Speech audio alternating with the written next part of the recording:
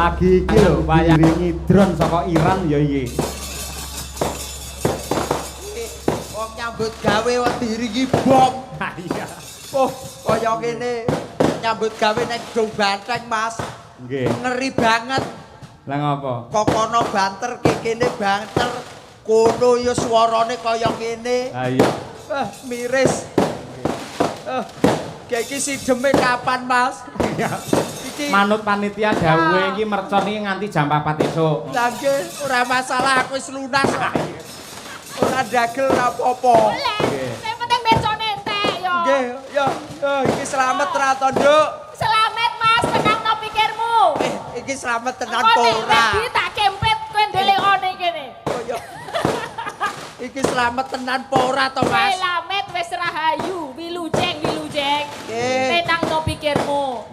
Tombo teko lara minggat. Ora Selamat muga-muga. Iki pakurmatan kagem panjenengan lho. Ya kurmat kancane lho keweden, Mas. Lah ngapa? Lah iki lek bledos nendasku ora entek. Oh ya, jan Ora, awake dhewe iki malah diajari bersyukur marang Gusti ingkang nyipta jagat. Lah kok ngoten? Sing biasane perang kaya ngene iki lak Timur Tengah. Nggih, leres. Iran, Israel musuh karo Amerika. Nggih. Upamane ning Indonesia nek perang kaya ngono, wayangi tidak ada. piye nasib awak dhewe ning nganti wayang. Ya awake dhewe nasibe ya gur delak-delik nang jero gentong. Makane aja nganti ana kaya ngono ning kene ya Mas didongakne. Ayam tentrem, kartro-tro-tro rahardro. Katurora. Kartro-trem lan raharjo. Kabeh ayam trentrem Tentrem nyawiji gotong royong. gotong royong. Ya ngono kuwi dongane, sing penting dongane, salah koto-koto wis biasa. Kata-kata. Rasah mendeli. Ya ora Aku ki nyawang kamu tuh pusing loh aku janjane. Lah nyapa? Motomu ning ndi ngono lho. Lha motoku nang kene. Lah kan kalau gareng itu enggak tahu iku maniknya itu ning ndi ngono kan mumet aku len. Kowe pengen arep dudoi manikku ngerti nggone piye? Iya Mas. Culeken. Oh kok nyambut gawe karo iki ping pindho ameng-ameng nyawa terus, Mas. Lah pancen ciri khas gareng niku lak kira, nggih to, tangane ceko, sikile ceko. gejik. Lah kok iki nek gareng ora gejik sikile piye maksude? Aku wis mari kok, Mas. Ngopo? Iki lho, wayang kulit sawangen iki lho. Sikile Kuwi. gejik iki lho. Sandal. Tangane ceko, Ceko, kira. kira. Kuwi gareng nguwahi pakem lek ngono kuwi. Ya wis aku tak geten. Cok kelingan. Lah kok Ora, njaba Mas. lapangan nganti tekan kene gejik bareng munggah panggung ora gejik, ora ngono. Wong aku enek kono ora gejek kok Mas saiki usume. Lah apa? Lho bego lho wisan. Waduh. Kok kandhani kok paling boten ngeten iki nggih barokah ingkang kathah nggih Mbak Elisa. Iya, Mas. Saged sowan wonten laladan Kedung Banteng. Elok. Kena diarani tegese teng mriki Kedung Banteng ke kedunge wong seniman, kedunge wong budaya sak kutha Ponorogo. Iki kabeh iso budaya iso seni kabeh. Elok. Mula kena diarani jenenge kene iki jenenge Desa Lepen Bison. Lepen bison kok iso lepen bison. Kedung ki apa? Kedung Lepen. Lepen. Bison. Pantai. Nah. Alah kok Tegese ayo kuwi Lepen Bison. Lepen bison Mula- kedung pantai. Kabeh do apal-apal ya Nduk ya. Heeh. Neng transit nuwun sewu kula kali Mbak Elisa. Iya, Mas. Mbah Kasune ya nom-nom. Ya. Sing Mbah Wone ya nom-nom. Nom-nom. Pak RT-ne nom-nom. Nom kabeh. Aku sing apal gur Mbah Kasun siji, Mas. Sapa? Pak Amin. Paling Apa, Pak awal Amin? Pak Amin ki kepala dusun Sekuwung ngono kok. Kok apal sampean? Halah aku rono kuwi tenan ping 3. Gareng. Alah ya tuku kopi to, Mas. Oh, tak kira Oh, Nggih. ditangkap ora. Nadyanto Mbak Lisa sampun dangu sanget Dung Banteng menika mboten wayangan. Nggih. Ning Leres. menika sampun menjadi cita-cita warga masyarakat akhirnya bisa terwujud pada malam hari ini. Nggih. Dengan presani sak lapangan penuh kaya ngoten niku Dung Gebek Banteng. banget tumplek-blek aku ra iso melebu tadi sampai parkir nih aduh. Kita di mau masuk sini kudu biak pe nonton kuwi saking kebake tumplek-blek. Tumplek blek. Ya, Tumplek Black. Ya, tumplek black itu sampai banyak saking banyaknya penonton. Penonton. Makanya tak dongake Mas. Ya, dongake, Mbak. Kene dongake. Warga masyarakat sedaya lan sapa kemawon sing ngumpul wis ningali nonton pertunjukan Ringgit Wajucul dalu menika. Gareng. Apa? Aku krungu omongane Elisa, suwi-suwi kok asam lambung to. Aku ora mau gerak asam lambung, Mas. Apa? Stresku kumat. Pak Cahyo tahu enggak? Enggak, apa? Enggak tahu. Enggak tahu. Pantes enggak tahu karena jodoh tuh emang enggak ada yang tahu. Sik Rene, kowe jarak aku. Rene. Sa, ora usah ngalih Rene sik. Nggih. Kono. Rene sik. Kono. Aku rong Mei Rene sik, ayo. Kono melu bapakmu kono. Melu kono. Sik, piye. Aku tuh enggak izin Bu. Halah ora usah izin. Bukan sih ya ini santai, ngene lho. Kon. Ngene, sampe ngomong piye mau? Jodoh piye? Aku kan tanya, kan tadi aku ngomong-ngomong. Terus Pak Cahyo nggak tahu. Nggak tahu. Nggak tahu. Nggak tahu. Pantes nggak tahu soalnya jodoh emang nggak ada yang tahu. Yang tahu siapa? Yang tahu sih Maha Kuwasa. Tuhan Yang Maha Esa. Yo.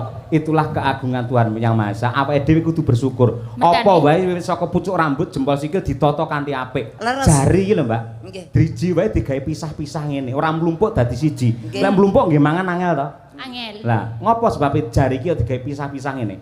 Apa Pak sebabe? Demno rene, men iso ngene lho dadi. Pak Cahyo.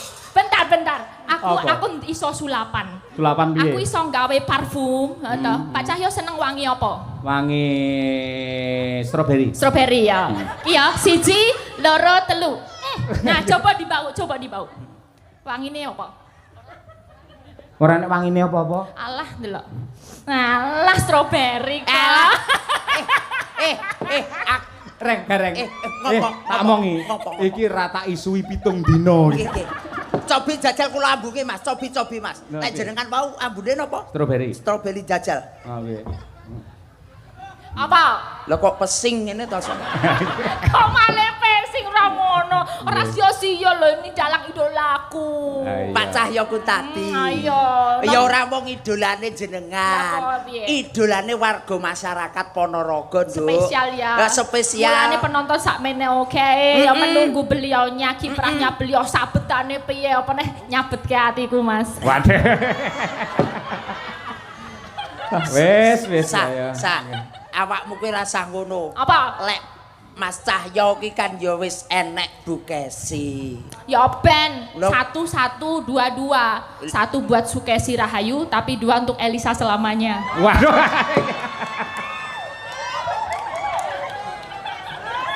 Aduh, bocah iki saya nekat e. Bareng kulino nge-gym saya nekat dhek malihane. Ayo. Kowe upamane Pak. dadi bojo sing kedua ya isih tetep tresno karo Pak Cahyo. Alah ya jelas tresno dino iki cacahe pira? Ana 7 ta? Ana 7 tak gawe beda-beda. Senin Selasa Senin Rebo. lah, Senin. Senantiasa mencintai Cahyoku tadi. Selasa. Ayo terus ora apa-apa. Terus. Ayo. Selasa, walaupun ngene iki ramene tapi Selasa milik berdua. Terus. Cuman buat berdua aja.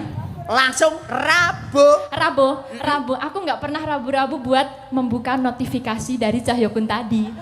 Soalnya ngapa notifikasinya tak beda. Napa? Beda nih.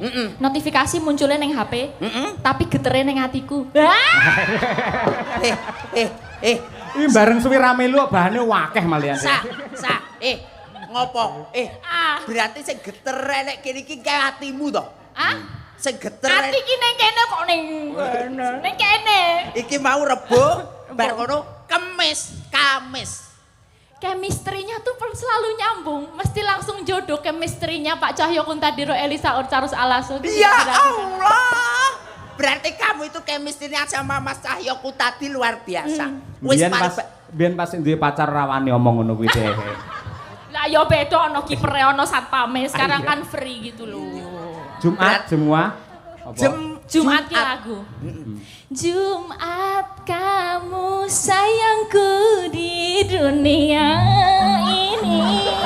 Cuma kamu sayangku di dunia ini. Lek mau aku wis seneng tenan bareng saiki rada ragu-ragu. Ketoke kentuk iki malian iki. Kentuk yo apa? Kentuk ki apa kentuk? Wanita yang cantik itu namanya kentuk. Nah, wanita yang cantik itu namanya Enggak bohong, tenang. Enggak bohong, tenang. Swear, Lho swear. takono wong Ponorogo ngono kuwi. Kentuk napa Pak Bu? Cantik. Kula kentuk.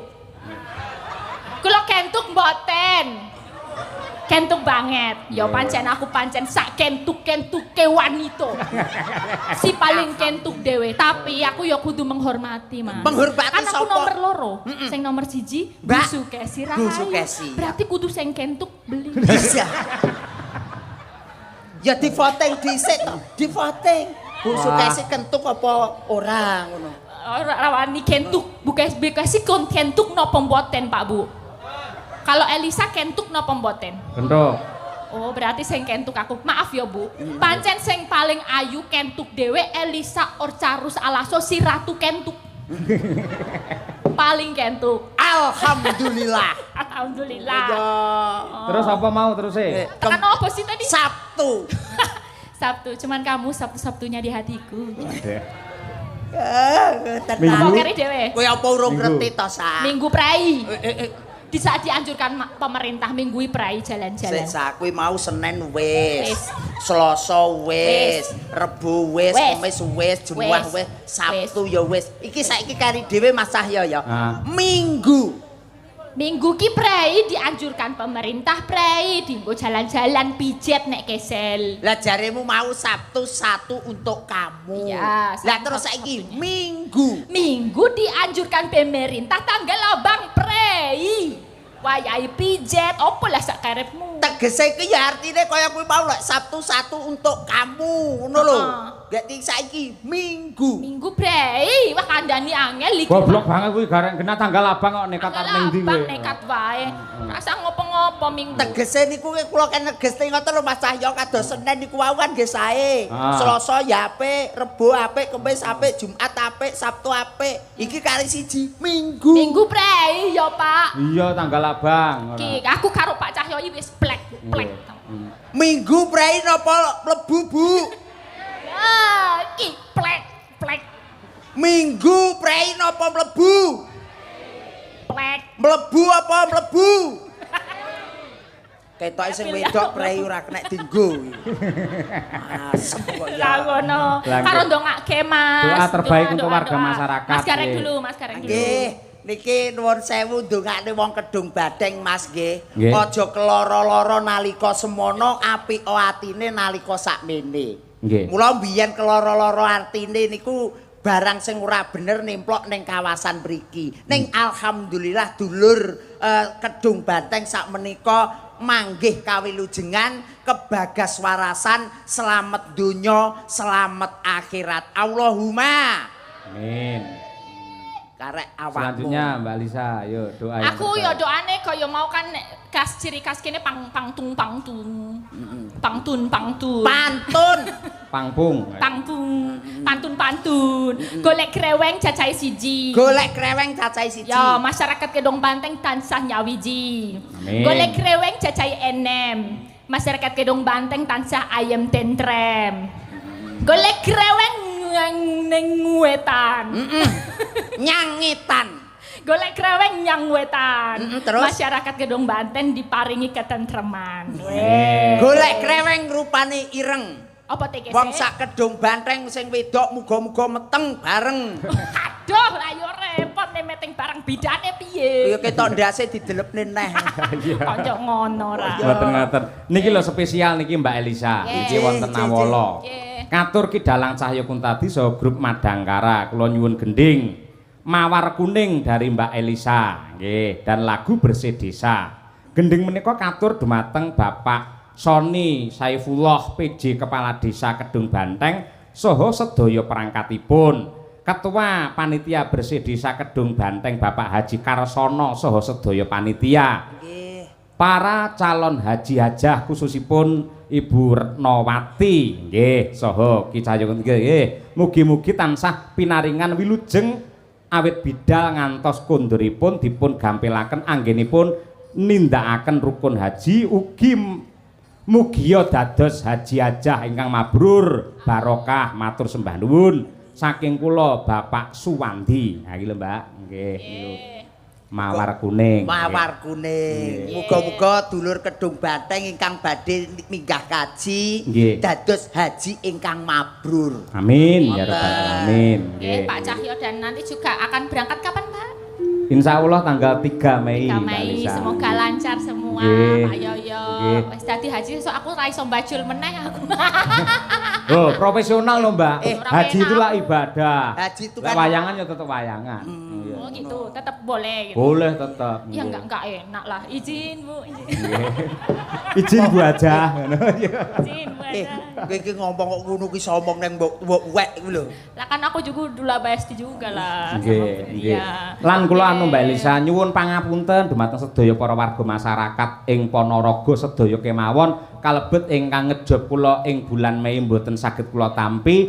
Kula nyuwun agunge samudra pangaksami. Ha, mangke sampun wonten gantosipun wonten guru kula Mas Anom Dwija Kangko ingkang minangka sesulih mekaten. Nggih. Spesial ngene Mbak. Bu Kesi, ayo karo anu Mbok Nom Bu Kesi. Ayo iki. Oke. Oh, iki duet wong loro mantap lho Reng. Nggih, ngeten iki lho, wong ngeten iki jarang sanget lho, Mas Cahyo. Lah iya. Biasane ndek bojo loro ki sing sitok ijir-ijiran bae ngoten. Heeh. Ning nggih bengi iki muga-muga ora. Ayo. Dongakno Mas, aku ya deg-degan ini podo wae. Ya apapun deg-degan iki kene kudu nesune mboten umum. Asline kok ya. Ora. Asline ya ngempet kok ya. Iya.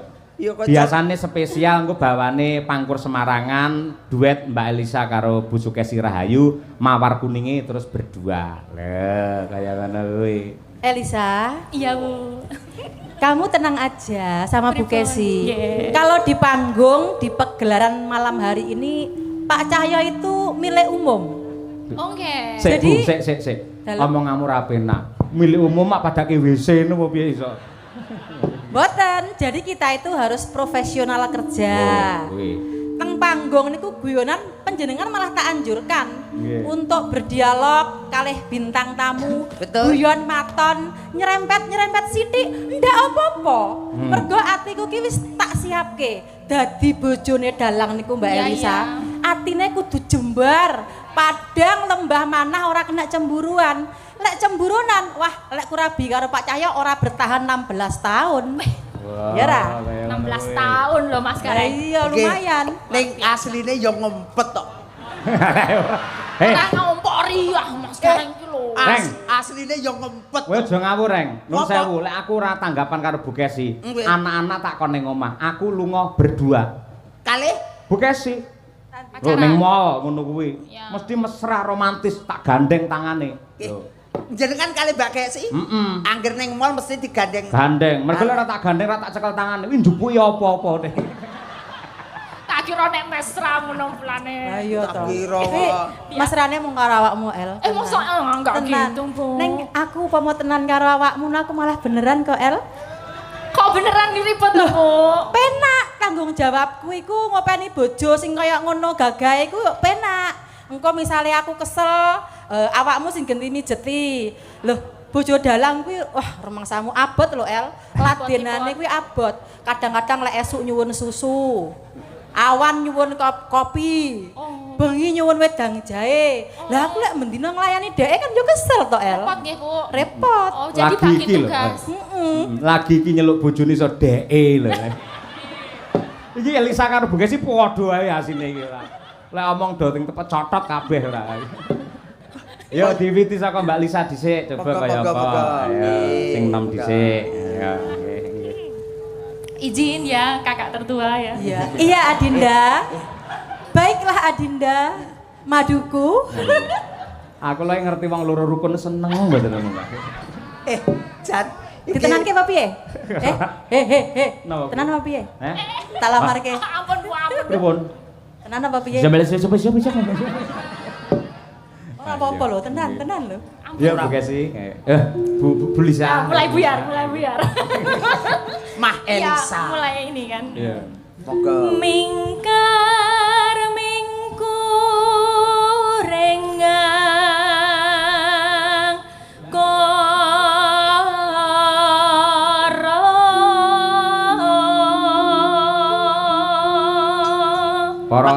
penonton tepuk tangan untuk Mbak Elisa luar biasa. Dudu wong Jawa ning suarane njawani. Istimewane teng Ponorogo niki Mas Cahyoku tadi. Nggih to. Wong yang ngendikan niku Mbak Elisa nggih Bu Kesi. Nuwun sewu kena diarani jarine wong kene ting pecotot. Ning yen nembang niku suwantene jos. Saya sangat. Mboten kula niku sak gaduk-gaduk niku nggih belajar kepada kakak tertua ini. Nggih. Inspirator saya. Sagaduk-gaduk iki apa to, Dik? Segaduk-gaduk itu sebisa-bisanya.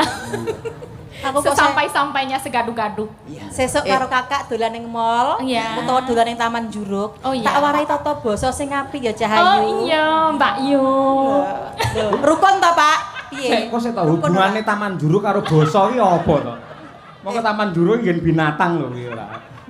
Wong kula ngomong niku wau nggih bingung lho Bu Kesi. Pripun? Wong kok sak gaduk-gaduk padahal jenenge gaduk ki mak tuk-tuk niku gaduk-gaduk. Piye, Mas? Sak gaduk-gaduk. Gaduk-gaduk kok gini? Lek gaduk-gaduk ki jotos kiwa tengen iki gaduk-gaduk. Oh ya. No. Lanjut, Mbak. Agarono karenan marti si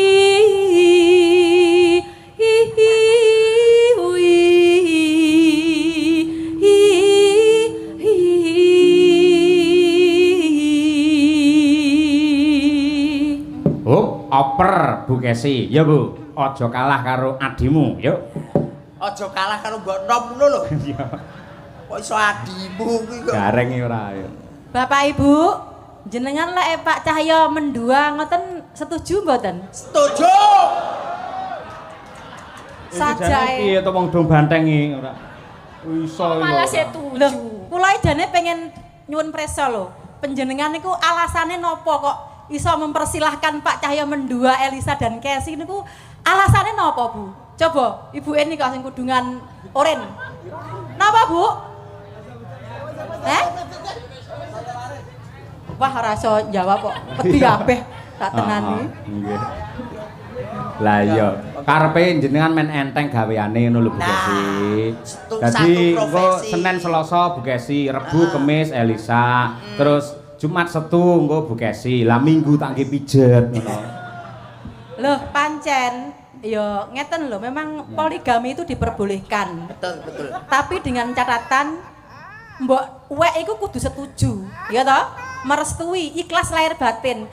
Malam hari ini disekseni warga masyarakat Ponorogo Kedung Banteng, Pak Cahyo tak ikhlasi lahir batin lho. Piye tok tok tok tok tok tok tok tok tok tok tok.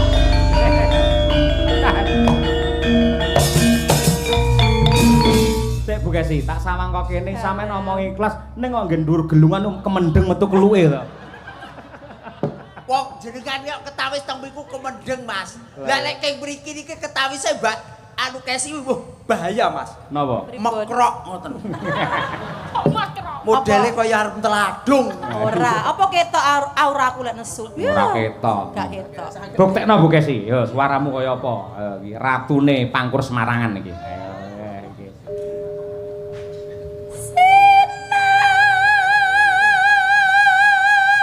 Terus sayang.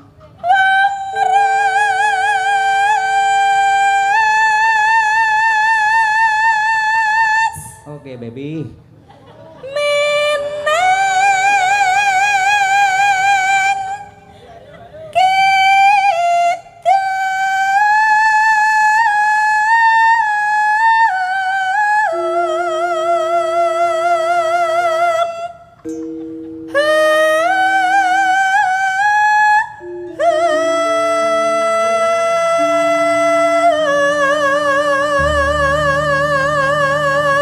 Unggah keneh Bu Kesi.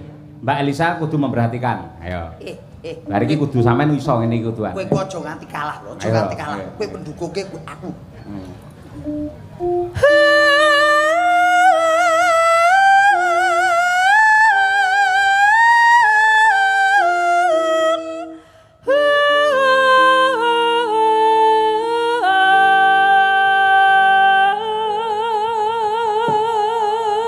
Ya, tepuk tangan Bu Kesi. Oh, istriku memang luar biasa. Mbak Elisa aja nganti kalah. Sampean kok iso ngono, gamel aku peken. Ayo, wis. Ning bunang tok nggih, dodol es kalau Bu Kesi. Tak kira lek kabeh. Iki gamelan mas kawin. Ah iya. Nalika awake dhewe rabi, rek yen pengen menehi Elisa sampean kudu sembodo nukokne gamelan anyar ditulisi CE. Apa kuwi? CE. Cahya Elisa ngono. Iya. Lek iki kan sing mereke KS. Apa kuwi? Kesi. Malah kondang Sutresno. Kesi Suloyo. AKS kok. Mosok yo kace. Kudune kace kok yo. Iya arep kace. Ayo bukan anu Mbak Lisa ditirokne bekas iki mau. Kayak gitu. Oh gitu. Kulo gak sageti. Tak beri semangat dari sini. Bisa, Ayo, Adik, oke. bisa. Masih semangat Bisa, ya. Adik. Ya. Tai wangi donga, Nduk. Kok kene tai wangi donga. Nggih. Jo karo kalah ate karo mbok wek. Nggih. Anu ya. Sik contohnya pesan khas Bekasi. Ayo Bekasi pesan khas. Yo.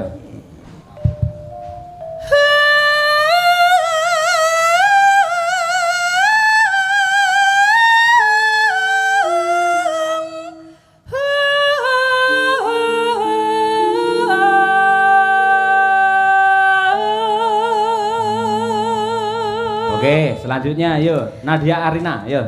Nadia Arina. Elisa. Pegang tangan dulu. Iya. Asik. Alah karepmu. Sabar. Innallaha ma'as-sabirin. Wong sabar dadi kekasih. Sekali merdeka tetap merdeka. Padung tak supporti kok ngono kok malah. Ayo sa, sekali ayo. merdeka tetep Coba sa. merdeka. Map sa, ayo sa, ayo. Tapi ya.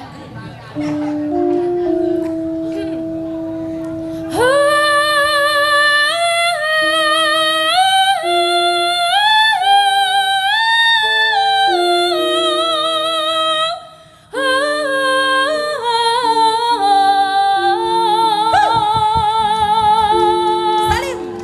Selamat adikku sayang. Iya. Iya. Mbak Kesi, Mbak Elisa, kula voting nggih. Nggih. Niki sae Mbak Kesi nopo sae Mbak Elisa? Sae sedaya sing elek gareng. Amin. Banding ke orang. Terus yo. Mbak Lisa, ya Mbak. Oh, aku lagi ya. Yo no, yo. Sinupa sinukarto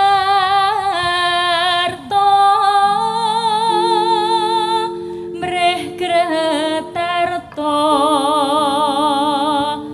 pakartine ilmu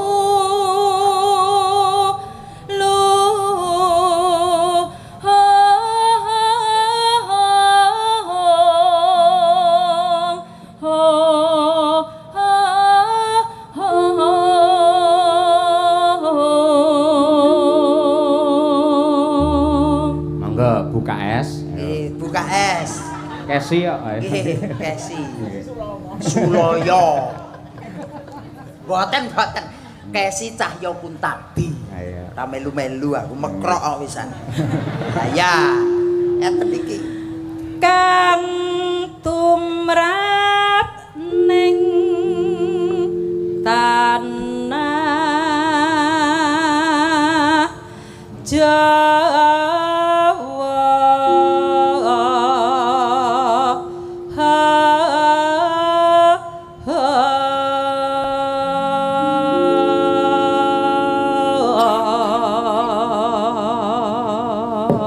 Untuk menunjukkan kekompakannya bareng Mbak Lisa karo Bu Kesi. Coba yang kompak tenan berarti atine ya dadi siji. Ayo. Nggih. Ya, pancen penake bareng lho, El.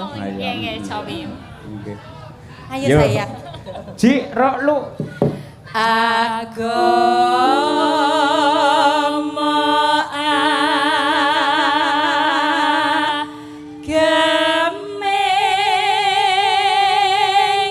haji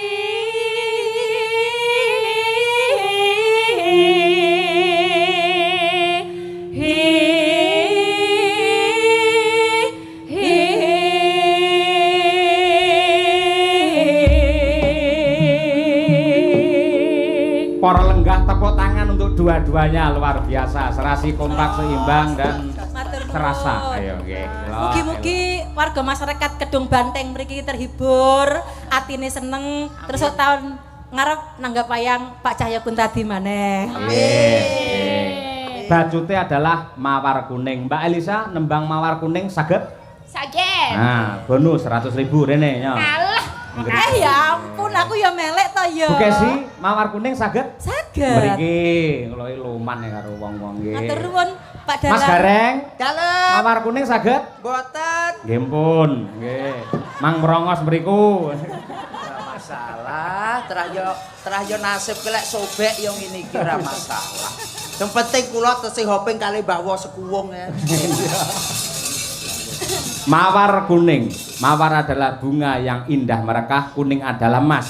Semoga bersih desa Kedung Banteng tahun 2026 menjadi indah merekah menuju zaman keemasan. Dados.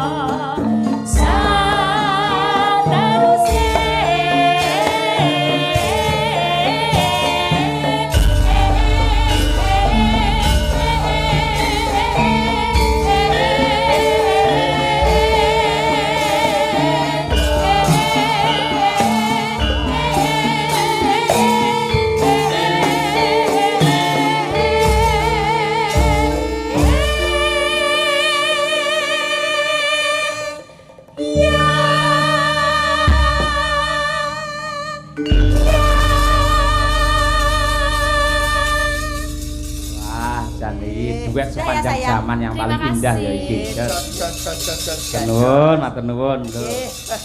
Kaya ngono kuwi lho Mas Gareng, endah seni budaya iki kaya ngono kuwi. Leres. Kula ditresnani dulur wonten ing Laladan Kedung Banteng. Nggih. Wong puna diarani keserasian di antara kita dan kita. Leres. Kula bersih desa iki dienekne sedaya masyarakat Kedung Banteng manggih kawilujengan kebagaswarasan, slamet donya, slamet akhirat, kabeh usahane iso lancar. Ora ana bebendu, ora ana mala sing tumiba marang sapa wae. Leres. Mila bersih desa menika kejawi atur kurmat dumateng para leluhur ingkang babat wonten ing Dung Banteng. Dan yang terpenting adalah wujud syukur kepada Gusti ingkang nyipta jagat. Yang ketiga nenggih melestarikan budaya dan ajang silaturahim.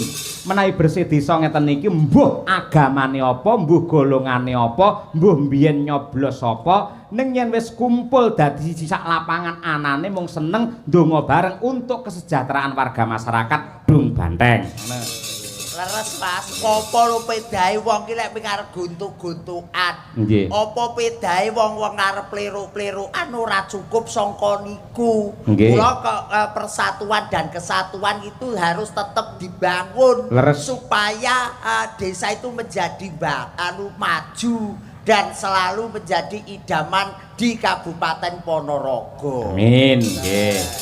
Menika kathah sanget nawala ingkang tumibeng pangkon Mas Gareng. Nggih, Pak Cahya. Saka katresnanipun sedaya para warga.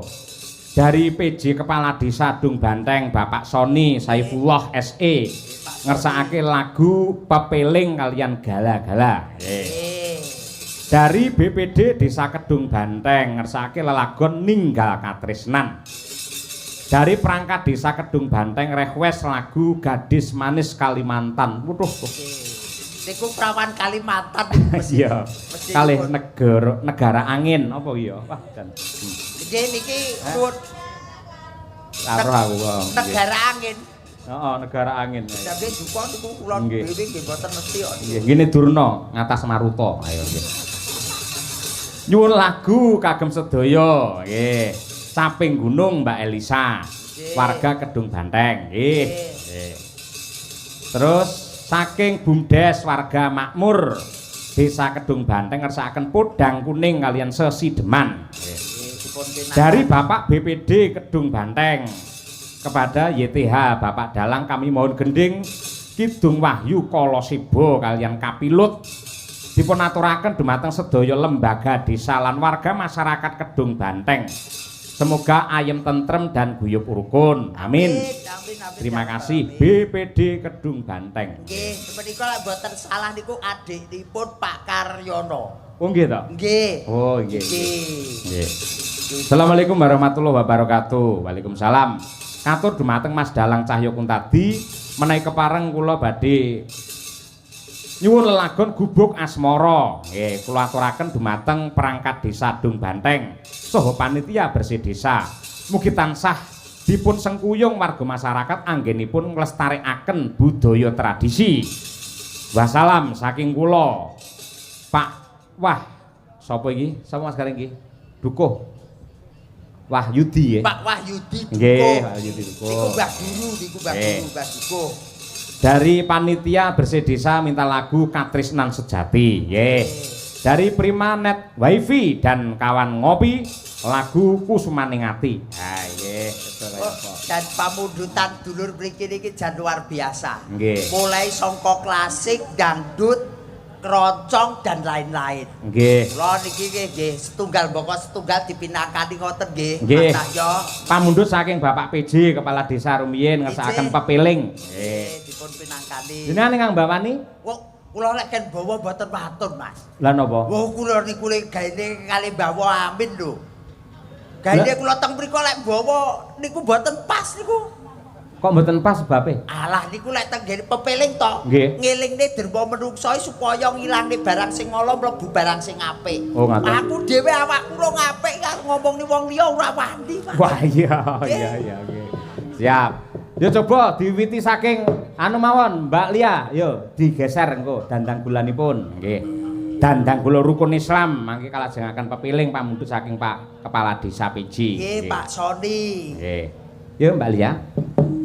Rukun Islam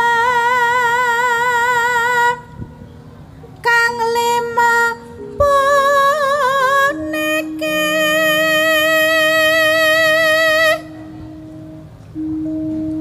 katindakna mreng para sasema.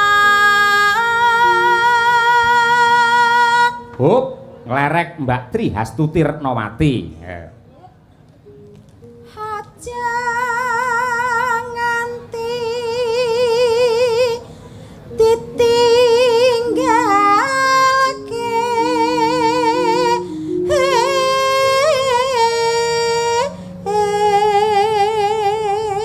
Sak garis engkas, Mbak.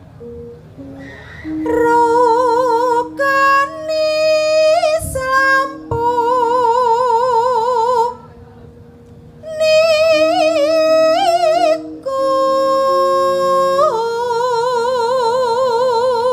Nglerek Mbak Mira Kirana. Ayo. Saking Nganjuk. Dari Nganjuk. Sahadate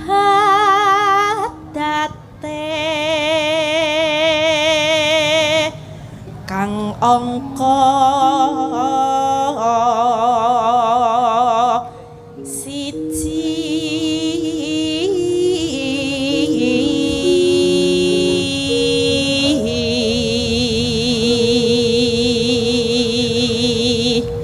Mas Cahya, Dalem. menika ugi sedulur sedaya utawi Mbah Lurah sak Sukorejo. Sak kecamatan nggih, Mas. Nggih, menika rawuh sedaya, Mas. Oh inggih, sembah nuwun Bapak-bapak kepala desa ing wewengkon Sukorejo, sugeng laras, sugeng midhangetaken.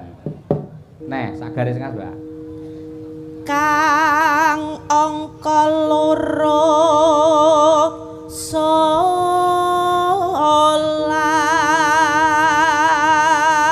Mbak Dian. dene kang katalu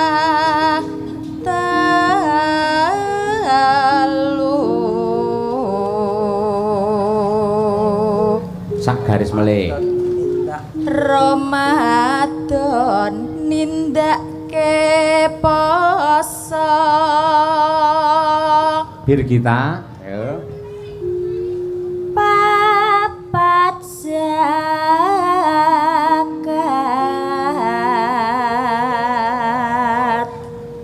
ping 5 ngibadah haji. Nah, pas iki. Terakhir Winong Nawangse. Ngedum iso pas ini wangel lho. Ayo. Nggih. Jenengake wonten luar biasa kados Mbah Lurah Pak Soni. Ah, iya. Pokoke lek ngedum ki ora tau cecer. Lah nggih to, Mas. Pokoke arep pira-pira ya tetep didum padha. Leres. Ya. Rukun Islam sampurna.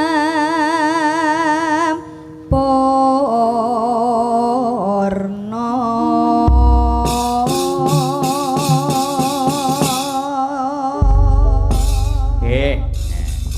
Monggo dipun aturaken pepiling karya Abdi Solo Sumargi Ki Anom Surata. Yuk, dados.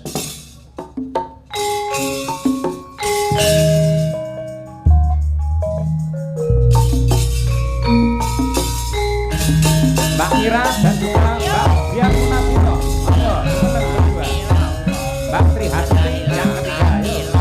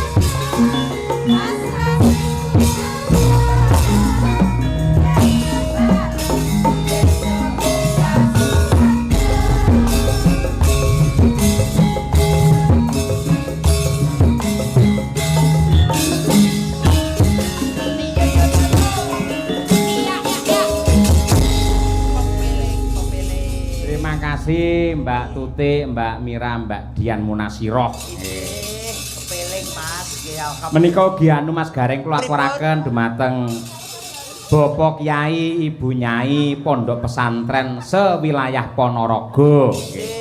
Wabil khusus ing Pondok Wali Songo Ngabar. Mbah Kyai Ihsan, Mbah Kyai Wahib ing sampun momong putune Brahma Kesawa.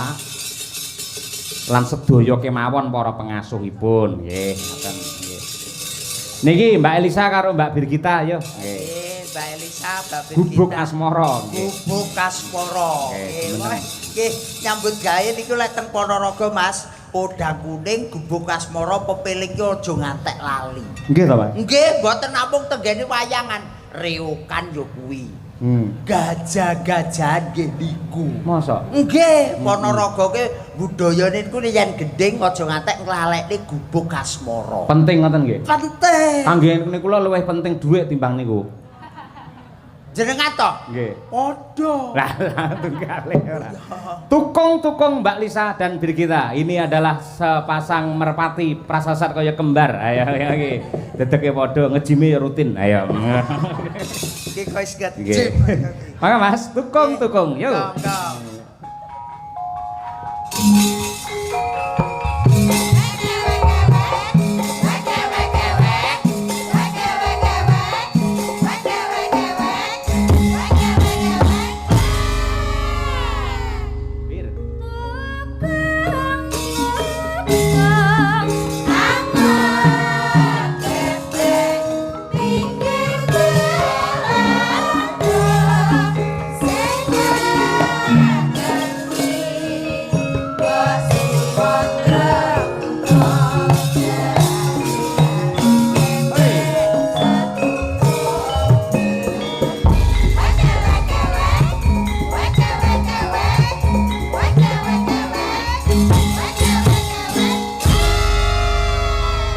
Napa leres to Mbak Lisa ingkang dipun dawuhaken Mas Gareng menawi kados pepiling Gubuk Asmara menika klangenanipun Mbah Ponorogo. Leres sanget wonten pundi papan setiap acara bersih desa mesti ada permintaan itu. Oh, ngoten. Ya, Nggih. selalu nggih. Nggih. Waktunya jam 12. buka puasa. Waktunya sahur. Oh ya. Niku kangge pengiling-iling awake dhewe syukur karo Gusti nganti jam 12 iki tasih dipun paringi sehat walafiat ngoten. Ki wong bawa Gubuk Asmara ki ya dawahe jam dinding mania. Jam dinding mania. Nah, Ya, cuman ya. Ini kita kirimkan untuk seluruh Mbah Lurah yang hadir. Nggih. Mbah Lurah Sono Keling juga. Kemarin Betul, kita di nggih. sana beliau Nggih. hadir dan juga semua Mbah Lurah yang hadir. Pokoknya Ya. tanpa terkecuali terima kasih. Betul. Sudah lengkap. Mbak, anu Pak Trimo. Trimo Nggih. juga penggemar wayang semua. Nggih. Alhamdulillah. Kok aja doa akrab men to karo Mbah Trimo barang. Kandhane kok. Oh, apa benditen niku jan CS Elisa lho Mas niku. Oh alah, kula dereng kenal, dereng nate ditanggap marai ayo. Tapi hadir terus kalau panjenengan ada wayangan, Oh, nggih. Mbah Trimo tuh pasti nyusul. Oh nggih sembah nuwun Mbah Trimo. Anu Pak, kalian ngaturaken wilujeng daru Mas Arif Nglumer. Mas Arif Marulah. Kowe yo kanca to. ya. Kowe kanca apa ayo ayo. Kowe ana apa karo Mas Arif kanca to. Loh, Mas Arif Nglumer ini setiap Pak Yoyok Mayang itu selalu hadir, selalu ngomen apa itu postingan TikTok saya selalu dikomen. Setiap Pak Yoyok apa setiap Birgita hadir? Ya setiap aku bareng. Iya. Oh, kuwi lho nganti untune dibegel kaya ngono lho. Saking ngefane kok ben padha kok. Nggih. Niku tebih lho saking Lumer Madiun Betul, usul Betul dugi betul mriki. Kota Madiun rada rono Nggih. ya. Arep pengen ro Birgita karo Elisa ngono wae tenang. Diwangi suk-sukan teko kene. Ugi kulaturaken dumateng Bu Sri, Pak Jono tebih saking Surabaya menika nggih selalu rawuh ngoten niku. Alhamdulillah, alhamdulillah. Nggih.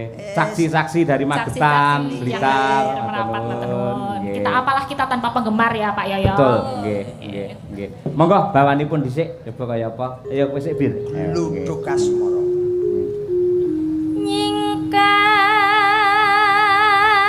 Nyingkar nyingku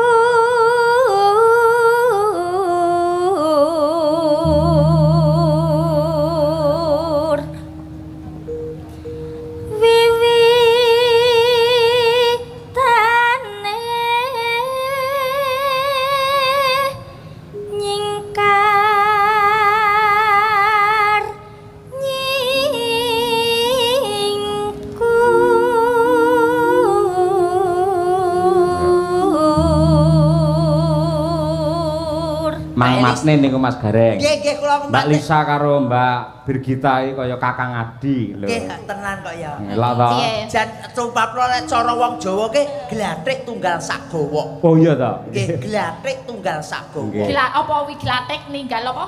Glathik tunggal segawa. Tunggal segowo iya apa? Segawa ki bentuke ki wis to aku tak WA. Ya kok dadak Jelas loh, wong keterangannya kudu jelas loh. Yo yo jelas Emang jelas. WA-mu wis dilebokke WA-ku. WA-mu rata apik. Sing dilebokne mbek aku kok asline. Iya. Tegese lek enek job-job ngono kuwi lho. Lho cantik kabeh to Mas Gareng. Nggih. Lho, sampe jejeran rada nyedak Birgita. Nggih nggih. Lho, aku ndelok kok TV, masalah Mbak Lisa kaya Sri Huning, Mbak Birgita kaya Sri Tanjung. Wah, Gareng kaya Srigala. Mas, jenengan wau getok karo mimik to. Ah, lah. Ya tak cucupe. Ojo. Srigala. Ojo nesu ngono kuwi ayo. Boten. Nggih. Gaga. Yo, Mbak Lisa. Ayo. Lingsem yen kemutan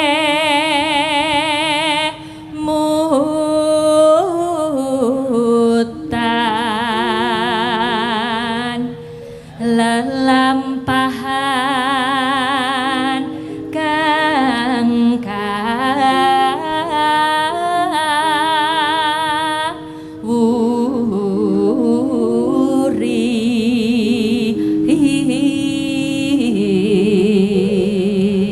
Yo, Bir. tresno tulus nadyaning gubuk asmara.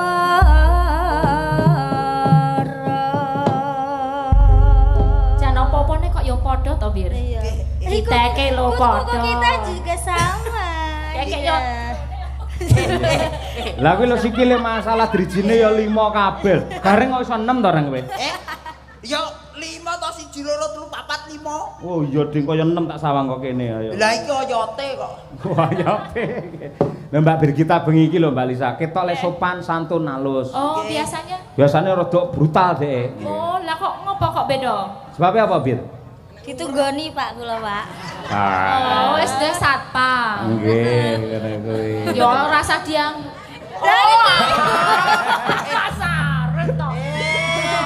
Layak to kuwi mau. Oh ya, Mas Arif teko kok terus yo. Iya, kula kudu halus ngono iki. Dadine wis ketawa. Arep ya goren. Ayo. Ya Mas Piko apa mau ngangge kopiah ya meh padha lho asline. Ayo. Dan Elak. tenanan kok ya. Gurin nyandi ya, biasane nyuwedeg karo Elisa. Ayo. Engko jogete kudu padha, ayo karaktere kudu padha. Ayo. Oke. Oke, Pak. Dibuktikan kepada para netizen. Ayo. Monggo. Gubuk Asmara. Ya, yuk.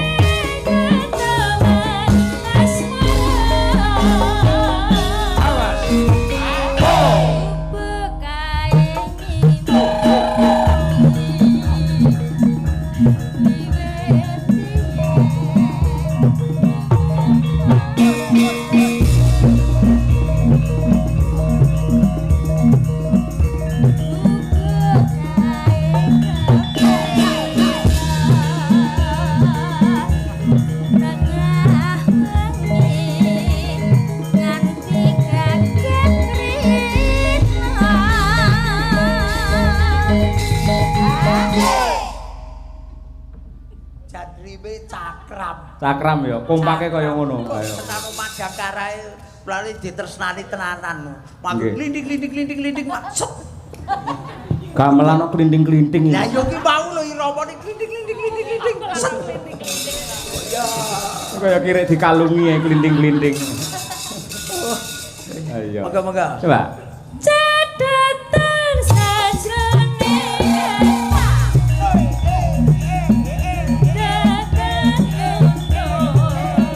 saya berarti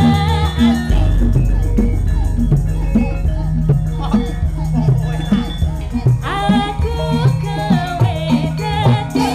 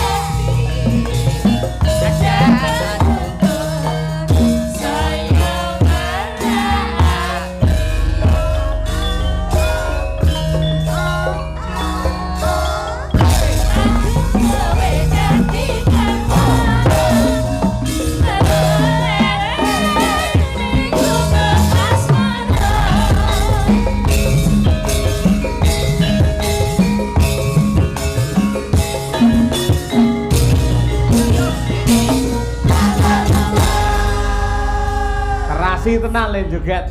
Jan kaya Mimin Apri. Oh, Mimin Apri perbandingane. Iki wedok tenan lho iki. Wedok tenan ya. Ayo. Aprine Mbak Lisa, Mimine iki. Apa le Mbak Birgita kali. Apa? Luar biasa sanget saestu Nggih. Mas nggih. Nggih. Kekompakane niki gawene tresna dulur-dulur Ponorogo. Leres Mas, leres.